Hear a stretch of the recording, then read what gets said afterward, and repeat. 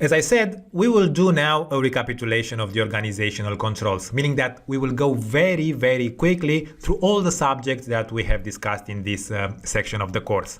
So, an organization implementing an ISMS, that's an Information Security Management System, should define, approve, publish, and communicate an information security policy and topic-specific policies that address specific aspects, like backup, use of cryptography, or access control.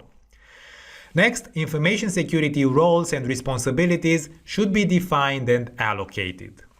Conflicting duties and areas of responsibility should be segregated to prevent a single individual from having full control.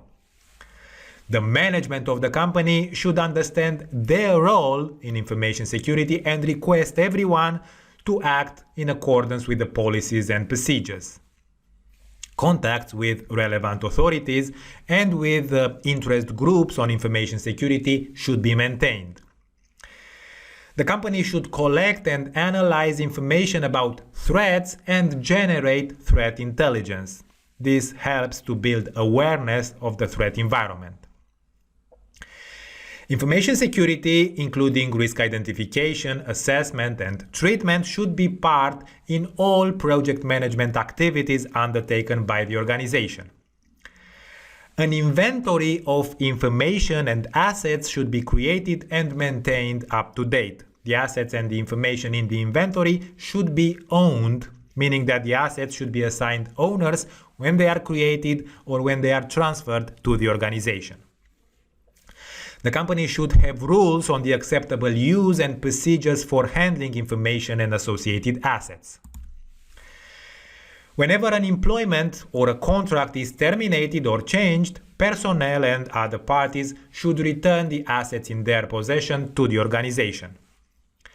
An information classification scheme should be developed and applied, and information should be labeled in accordance with its classification.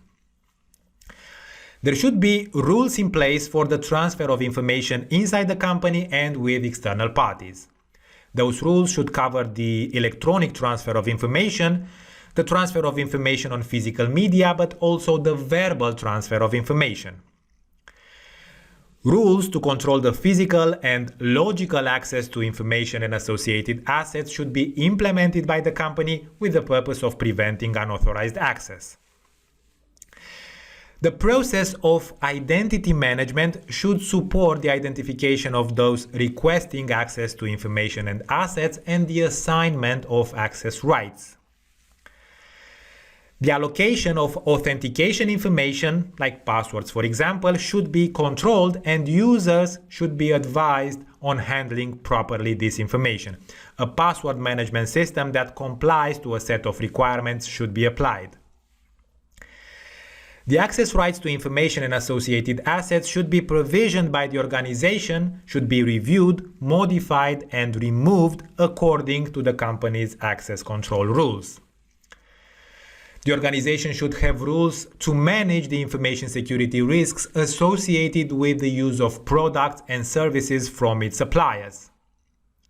The company should agree with each of its suppliers' information security requirements that may differ based on the type of each relationship. There are risks associated with the ICT supply chain, and the organization should have processes and procedures to address those risks.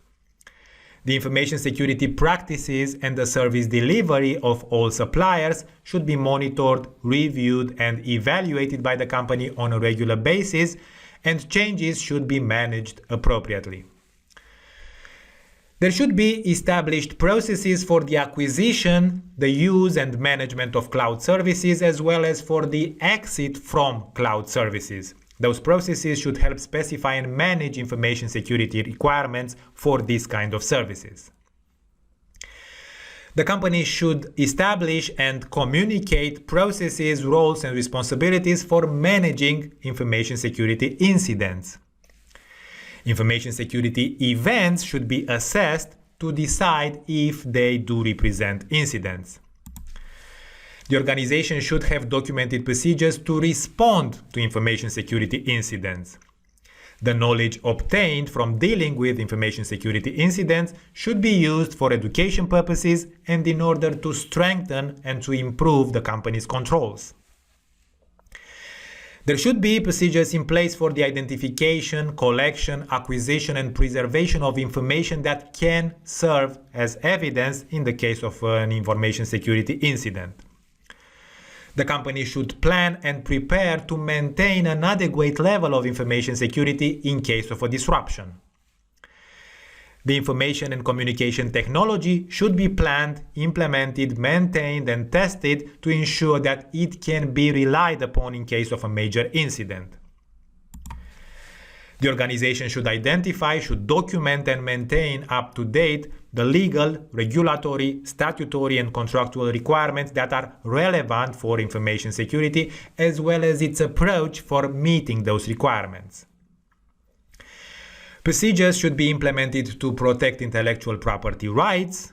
Records should be protected against loss, falsification, deterioration, unauthorized access, and unauthorized release according to the legislation, the contractual, and the business requirements of the company. The requirements that refer to privacy and the protection of personally identifiable information should be identified and met by the organization. The company's approach to managing information security should be reviewed independently on a regular basis and whenever there are significant changes in the company or in its context of operation. Managers, service, product, or information owners should review regularly that the company's information security policies, procedures, and rules are followed. And finally, the organization should document and make available to its personnel operating procedures for information processing facilities. So, those were the organizational controls in ISO 27002. In the next section of the course, we will discuss about people controls. But until then, let's take a very short quiz. Simple, only 5 questions.